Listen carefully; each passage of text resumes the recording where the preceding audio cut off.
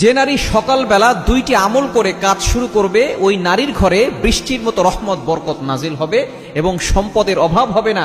আল্লাহ পাক রব্বুল আলামিন সকল ধরনের অভাব থেকে, বিপদ থেকে এবং বালা মুসিবত থেকে ওই ঘরটাকে হেফাজত করবেন। যদি আমরা এই দুইটা কাজ বিশেষ করে মা বোনরা করতে পারে, আল্লাহ পাক রব্বুল আলামিন ওই ঘরের ভিতরে সকল ধরনের বিপদ আপদ থেকে হেফাজত করবেন, রহমত নাজিল করবেন, বরকত নাজিল করবেন, সম্পদ দান করবেন। কাঁচামরিচের জন্য কারো কাছে যেতে হবে না। নাম্বার 1, 1 নাম্বার হচ্ছে ফজরের নামাজ পড়া। অনেকে কিন্তু ফজরের নামাজ পড়ে না। অনেক মা বোনরা 9টার সময় ঘুম থেকে ওঠেন, ফজরের নামাজ পড়েন না। মনে রাখবেন, যার ফজর ছুটে গেল তার জীবনের বরকত ছুটে গেল। কারণ এই ফজরের সময়ের জন্য আল্লাহ পাক রব্বুল আলামিনের কাছে নবী সাল্লাল্লাহু আলাইহি ওয়াসাল্লাম নিজে দোয়া করেছেন, বুখারী শরীফের হাদিস, আল্লাহুম্মা বারিক লি উম্মতি ফি বুকুরিহা, আয় আল্লাহ আমার উম্মতের সকালটা তুমি বরকতময় করে দাও। আল্লাহ তাআলা সেই দোয়া কবুল করে নিয়েছেন। এজন্য ফজর হচ্ছে বরকতময়।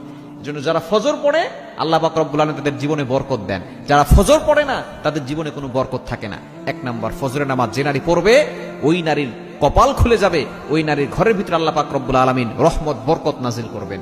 2 নাম্বার হচ্ছে কোরআন তেলাওয়াত। সূরা ইয়াসিন অবশ্যই পড়ার চেষ্টা করবে।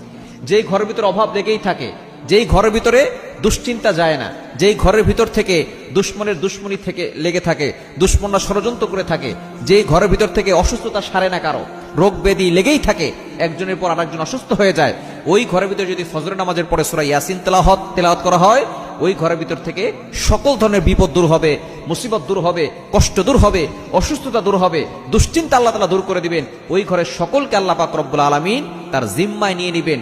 দুনিয়ার কেউ তাদেরকে ক্ষতি করতে পারবে না। এই 2টা কাজ করবে। 1 নাম্বার ফজরের নামাজ, 2 নাম্বার হচ্ছে সূরা ইয়াসিন তেলাওয়াত করবে। আর যদি কোরআন তেলাওয়াত করতে পারে অন্যান্য সূরা এবং 5 পৃষ্ঠা 10 পৃষ্ঠা যতটুকু পারে পড়তে পারে, কারণ কোরআনের ভিতরে আল্লাহ পাক রব্বুল আলামিন সবকিছু দিয়েছেন। সুতরাং এই 2টা কাজ করলে, এই 2টা কাজ করার পরে যদি কাজ শুরু করে, ওই প্রত্যেকটা কাজের ভিতরে আল্লাহ তাআলা বরকত দান করে।